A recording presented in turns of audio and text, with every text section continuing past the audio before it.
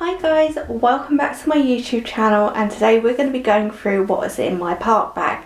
Now this video is going to be mostly based off my experience of going to the Walt Disney World parks. Now I have been to Paris a few times before, but the last time I went was when I was 20, and that was over 6 years ago. So we are going to kind of do it themed on Florida and what I would take out there, but I highly doubt it would change too much from what I actually take in Paris. So without further ado, let's get into this video. Incoming Loungefly. Anyway, so this is probably my most used park bag to date. So we are just going to go through what is in here. I have put all the stuff in here because obviously I haven't been to the park since June of last year, but I thought we'd just go through what I usually put in here.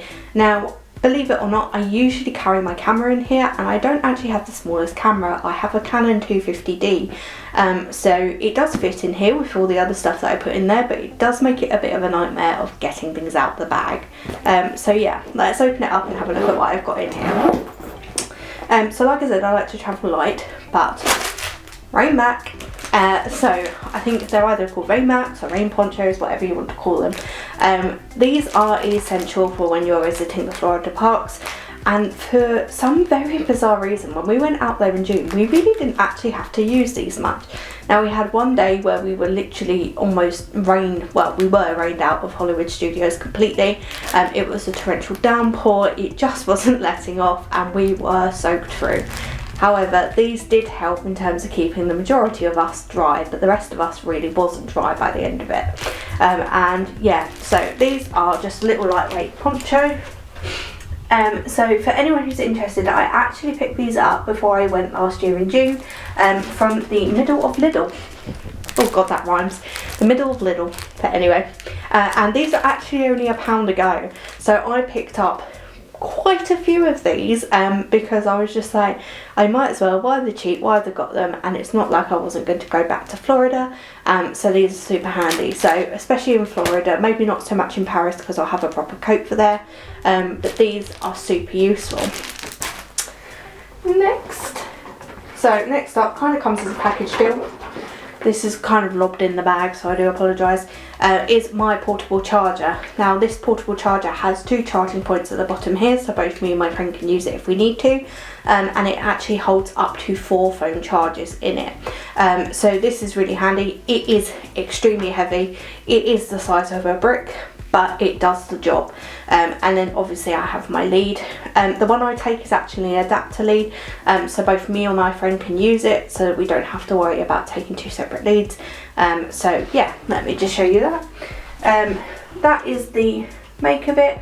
Now I got this years ago. I'm sure I probably purchased it off of Amazon, and then here's my basic lead, and this is what I'm on about when I talk about the bit that is multiple. Oh, there we go. And then it just changes into a different charger. So yeah, that's just so that we've got that throughout the day in case we need it. The thing is, when you're in, especially Florida, I'm not too sure about Paris because I haven't been for a while, you're on your phone a lot because you're using it for things like booking restaurants, booking rides, so the power can drain really quickly. So this was a lifesaver. Next, spare memory card. This one's still in its packet at the moment, but yeah, so I have a spare memory card for my camera. This one is 128 gigs, so that if I somehow manage to fill up the one that's in my camera, I have another one spare. This is obviously especially good for longer trips. I'll just show you that one. Again, I purchased this off of Amazon, and I think I paid about £30, maybe a bit less for this. I think it might have been on deal for 26. But yes, it is 128 gigs of space, so I can take as many pictures and videos as I like. Next, hairbrush, an essential for me like in a Disney park. So my hair, especially in Florida, seems to go into Monica style, and I end up with the most puffiest, humid hair that you will ever see. So my best friend to get me through any sort of pictures is my little hairbrush. It is a tangle teaser and a wet brush, so that basically it is going to tackle every single one of the tugs that I am going to get.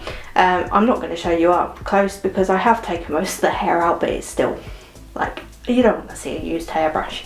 But anyway, so that's my best friend, and I love it because otherwise my hair would be like this, and we don't want that. Hagrid hair is not attractive.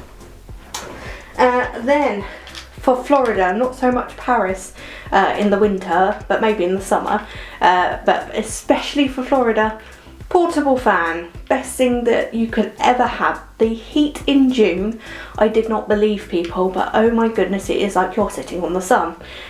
So this little handheld thing, fan, that's the word, was my absolute lifesaver, and it is rechargeable. So hence why the adaptable charger and the portable charger, because when you're not charging your phone you can charge your fan, and it was honestly, it was literally a lifesaver. This one does clip on, so I tend to, when I wasn't like kind of putting it in my bag, I just clip it onto the side of my bag so that it was almost easy access. What I would do is actually clip it onto this strap here, as you can see, so then it's literally sitting at the front of me when I'm wearing it, so I can then just fan myself when I'm melting into a puddle. Like Olaf would say, in the summer you melt. But anywho, then next up, which is awkward to get out, I have my gimbal. So this is for any filming that I do on my phone. So it is collapsible, but I can't ever, there we go. So this is so that I can just steady my phone when I'm doing videos on my phone or taking pictures on my phone, and it's really handy for things like live videos as well, and it comes with the little kind of stand at the bottom, so I can stand it up if I was doing a live stream sitting down anywhere, and it can just rest on there like that. It just takes away from me having to hold it when I'm doing live streams, and just makes everything a lot smoother and a lot nicer to actually look at for you guys when I'm filming videos and things.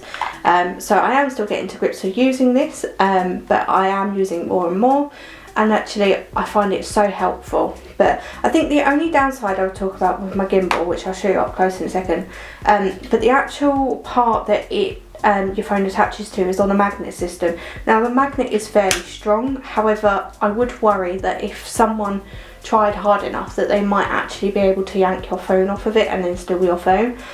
So that is why my plan for Paris is probably to use my old phone that I've got, which is compatible with this gimbal and still has everything set up on it, to do all my videos and filming, so that if it was stolen then it's not my proper one that's getting stolen. But this is my gimbal. I can't remember what model it is, but it was the newest one from last year. This is going to be impossible to get it to focus. Let's try this. Oh hello, and then the gimbal doesn't want to do what the gimbal wants to do. There we go. But obviously you've got all the buttons here. It's not really wanting to focus. So you can move it around, record, switch the angle.